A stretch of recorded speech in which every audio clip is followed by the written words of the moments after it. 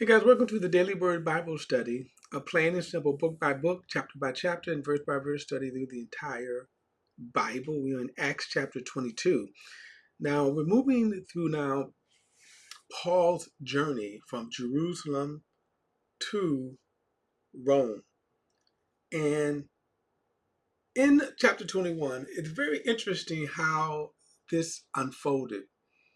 So we start with Paul delivering his message to the elders at Ephesus, and then he begins to move, um, making his way to Jerusalem. He stops along the way where there were disciples that told him through the Spirit not to go to Jerusalem. He then stops at Philip the evangelist's house, and then Agabus the prophet comes and prophesies to him and tell him this is what's going to happen when you go to Jerusalem. But Paul still wants to go. He's determined to go. And then when he gets to Jerusalem, he goes into the elders and James. They persuade him to pay for some ritual vows to happen, thinking this would appease the hardline Jews. Okay. Paul has been causing quite a stir with his teachings. Now, again, instead of the apostles at Jerusalem correcting the Jerusalem church, they sort of sought to appease them. So this backfires, that when Paul agrees to pay for their vows, ritual vows, they're seen in the temple by the Jews at Asia, and they stir up a riot against Paul. And then Paul is now arrested. Now, the armies are called because they see that the city is in an uproar, chaos, a riot. So their job is to stop the riot. That was the one thing that the Romans found intolerable, was insurrections, riots, and really that was part of what the leadership, the Jewish leadership, that was really one of their one job to do. Everybody enjoyed their positions, that their one job was to keep order. All right. So then you had all these different, the Roman soldiers didn't even know why the riot was happening. And they had all these conflicting reasons why they were actually beating Paul. In other words, when they showed up, the mob was literally beating Paul. So they arrived just in time. Now, as I said, of all of the, let's say, criticism I could um, lay against Paul or in the apostles, the one thing that we're going to see, that in spite of all this, you're going to see God's sovereignty here. You're going to see how God, this, in a sense, you can say this was God's plan, okay, and how God is going to use this to accomplish things that Paul would have never, ever been able to, and that is, Paul is going to address, one, the Jewish people, we're going to see just in a moment, and then several high-ranking Roman officials, even up to Caesar himself. And let's say under normal circumstances, he would have never, ever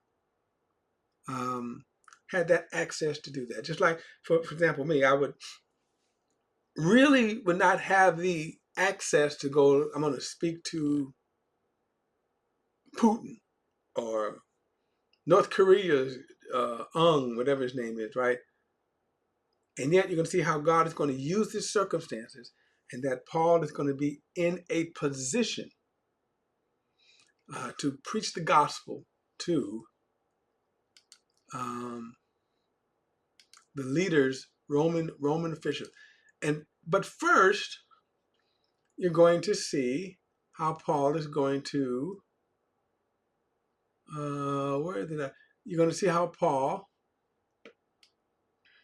is going to address, again, this large Jewish assembly, which, again, think about that under normal circumstances. He wouldn't have been able to do that, right? He wouldn't have been able to address um, all of the Jews at one time.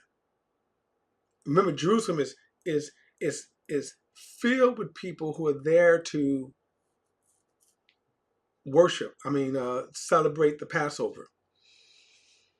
All right, so I'm going to go back and I'm going to pick it up at verse 37 in chapter 21, and then we're going to move on. Also, keep this in mind too. This is a good example of why verses in chapter headings are not inspired. They just back, centuries ago when they put the verses and headings in, and it's probably, I want to say, was probably around the time when they started printing the Bible. But at any rate, some of these places that they put them in here is like, what? Why? All right. Anyway, verse 37 says, as he was about to be brought into the barracks, Paul said to the commander, am I allowed to say something to you? He replied, do you know Greek? Aren't you that Egyptian who raised in a rebellion some time ago and led 4,000 assassins into the wilderness? Paul said, I'm a Jewish man from Tarsus of Cilicia, a citizen of an important city. Now I ask you to let me speak to the people. Now, one of the things here that Paul does not say, he's going to say it later, he doesn't say he's a Roman citizen, which is interesting because had he said that, it's possible that the commander would have handled this a different way. Now, remember, Paul is getting ready to address this huge Jewish crowd that under normal circumstances he wouldn't have been able to do. Excuse me. After he had given them permission, Paul stood on the steps and motioned his hands to the people. And when there was a great hush, he addressed them in Hebrew language. Okay, so that to me is very important because he didn't speak Rome because he probably would have got. And he's going to say at some point he's going to get shut out. He says, "Brothers and fathers, listen to my defense before you." By the way, just on a side note, the use of the word defense here is where we get the word apologetics. That in seminaries, in schools of divinity, they have you can get a master's in apologetics, and the word apologetics simply means to give a defense. So notice what Paul says here. Listen now to my defense before you. When they heard that he was addressing them in the Hebrew language, they became even quieter. Now, we know that Paul spoke, he spoke from the original Hebrew. And as a Jew, former Jew, Judaism, one of his pride was, I speak Hebrew, the original language. Not there was what's called the Septuagint, which was the Greek translation of the Hebrew scriptures. No. Paul didn't do that. He always studied the original. So he was, so he's using that now to his advantage. He continued, I am a Jewish man born in Tarsus of Cilicia and brought up in this city at the feet of Gamaliel,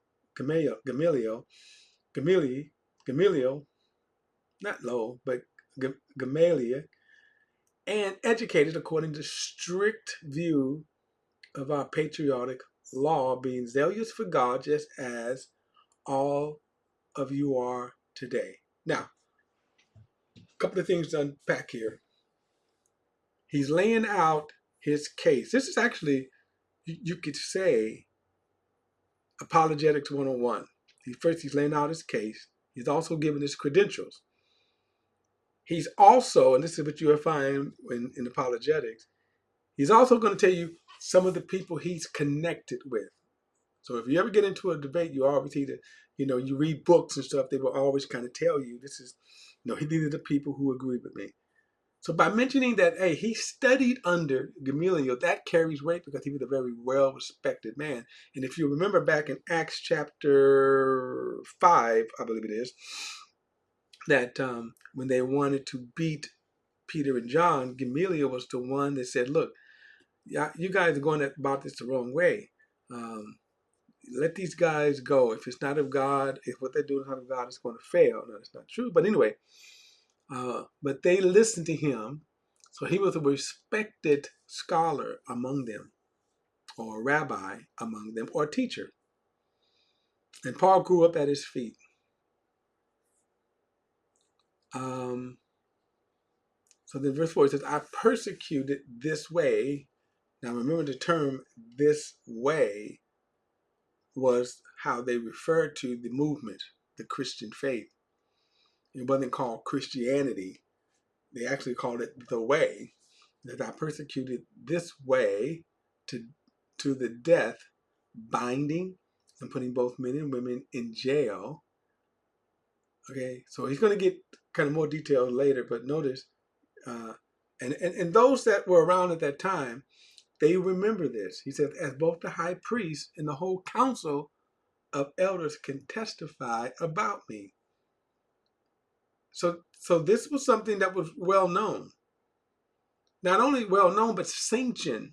Paul's persecution was sanctioned by the Jewish leaders, the priests, the council.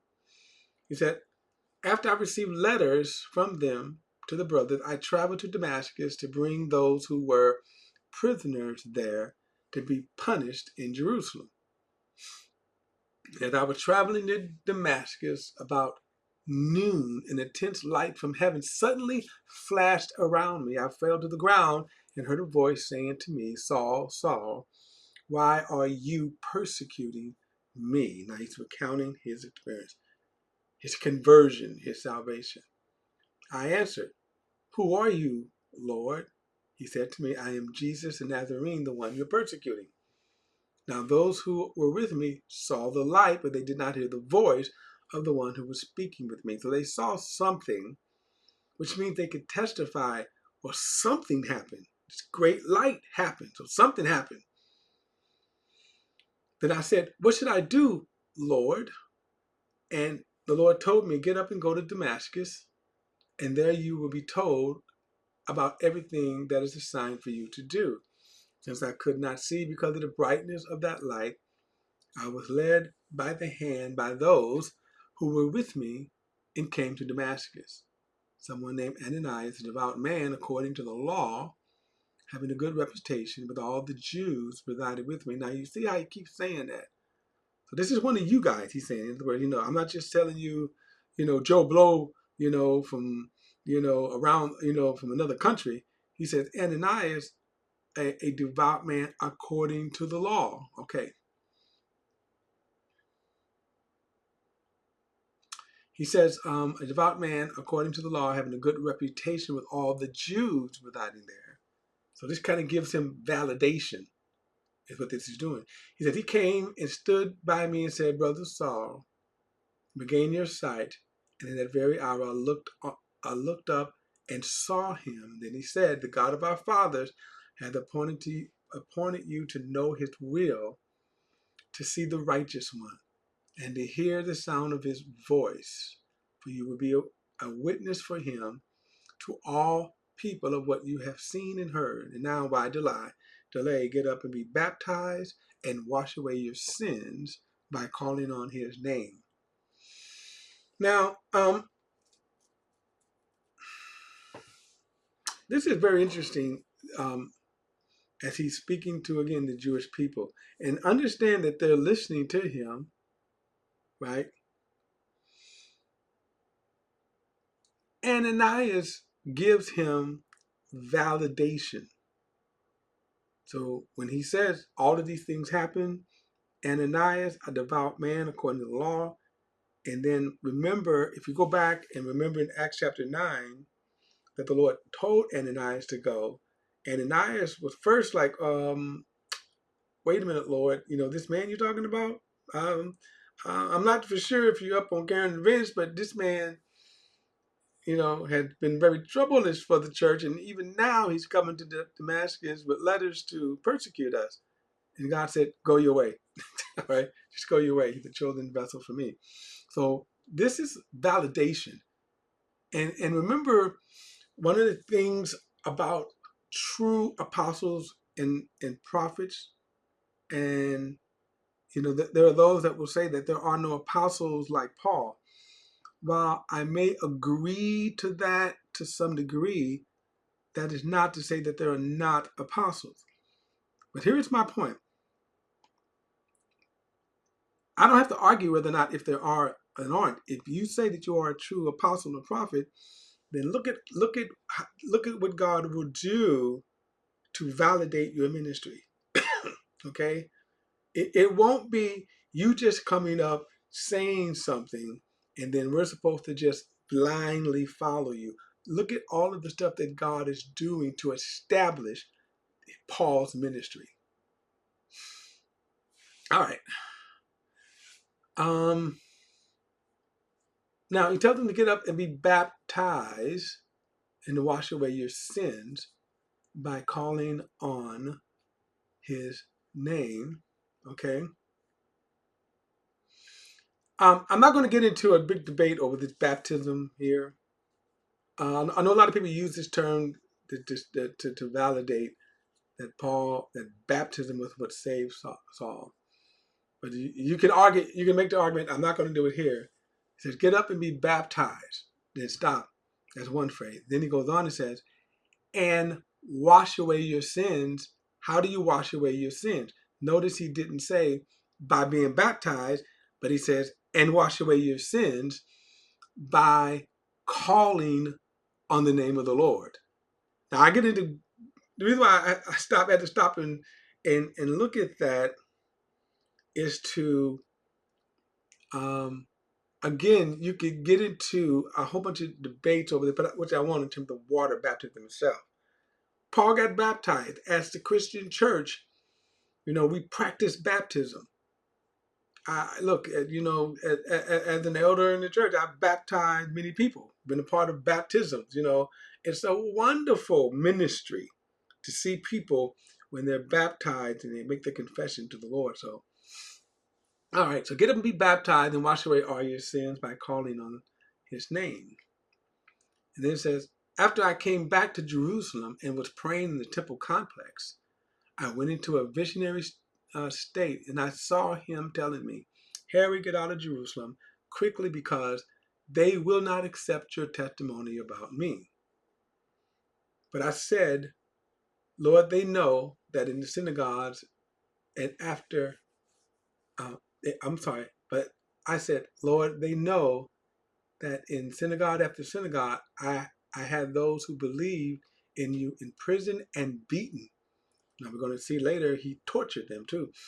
"And when the blood of your witness Stephen was being shed, I was standing by and approving. And I guarded the clothes of those that killed him." This was more like a um, um, this was more like a legal, legal, okay. All right.